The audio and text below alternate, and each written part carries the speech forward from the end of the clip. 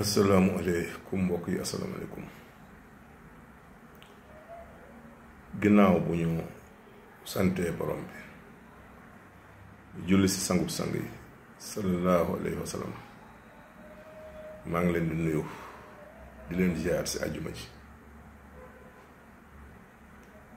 mu am ñetti information yu may indi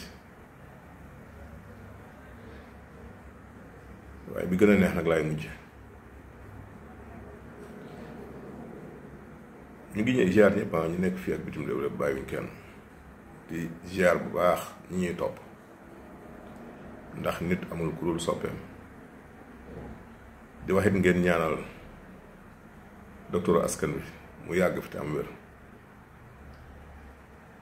ñaanal ñi ñu jiite ñu yàgg fi te am wér ñaanal kilifa diine ak kilifa aada yi ñu yàgg fi te am wér ñaanal Sénégal yëpp ñu nekk fii ak ñu ñu yàgg fi te am wér ginnaaw loolu information bu njëkk bi mooy lu xaw a raar la nag ndax newoon naa ne hépatite B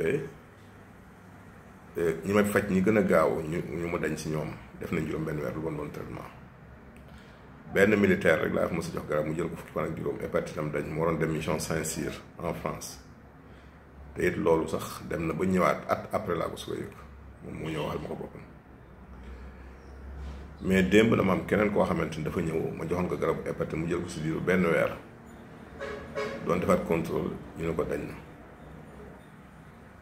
loolu li muy am si at mi bariwul ñu dara di ko sant yàlla ñaareelu xibaar bi kii ab Sénégal bu nekk France di fa dund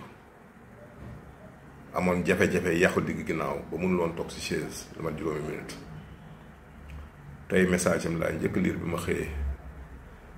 pour nag ngeen xam lan mooy problème am mooy dafa amoon jafe-jafe digg ginnaaw bi ndax vertèbre bi boo xoolee L2 L3 bi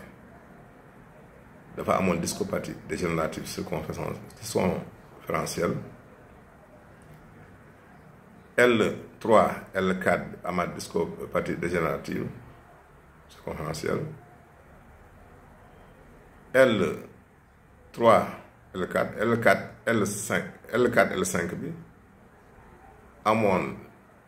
li ñuy wax débord discal aussi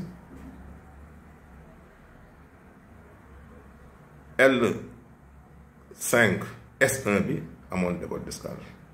mu nekkoon ñeenti jafe-jafe yu tegloo tey day bi ma envoyé message nee na ma carrément rajo bi mu defaat médecin bi nee na ko daal disque yi delluwaat nañ seen place te ñetti weeru traitement laa ko jox garabu yax yi mooy fajal ni discal ñetti weer la ko jël nee na ma léegi mi ngi toog si chaise 2 heures de temps du am problème ñaari waxtu te médecin bi nee na ko it moom dafa jaar sax ndax li gaawee bi mu gaaw yéem na ko kon pour wax nit ñi rek ni bu ñu amati benn problème mu yàq même bu ñu dem bay toog si chaise sax bu ñu découragé nañu sabab rek te góorgóorlu te faju information bu mujj bi mooy jàmm ak salaam gis naa ko si réew mi dal jàmm salaam gis naa ko man nag benn position laa mos a am moom laa am ba tey kenn mosuma gën ma soppi wala ma changé ba mu gënee metti sax dama leen woon jàmm rek ay am te it la ma leen waxoon fa laa taxaw ba léegi jàmm rek ay am incha allah rabbi li si des nag mooy tey ku ma woo jotoo ma si bëccëg damaa lëlu danaa génnaat ngoon incha allah rabbi waaye maa ngi si téere yi incha allah kon ñi ma soxla nañu bàyyi ba ngoon ñu woo ma ndax damay xaw a fàttu tuuti si àjjuma ci ginnaaw bu ñu jullee tisbaar ba pare yàlla na yàlla wéral yàlla na yàlla aar yàlla na yàlla dolli jàmm ak xewal sa réew ñu ngi ñaanal ñëpp jërëjëf